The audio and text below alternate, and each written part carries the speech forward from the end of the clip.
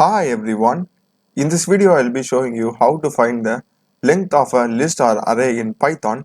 So let's get started. So currently I'm having here a list.tl. So for this we will be using the len inbuilt function. So I'll just print the length, okay. So it's going to be print, as I told you we'll be using the len inbuilt function. So I'll just put len and within bracket we need to specify our list name, which is L in my case. I'm just putting it, I'm saving it and running. So if you want, you can just store this particular len function in a variable, like the value will be stored in a variable.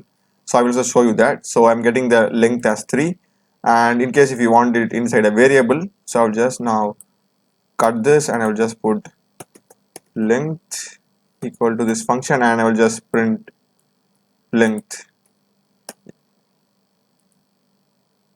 on it. Yeah, we'll be getting the same output. So this is how you find the length of a list in Python.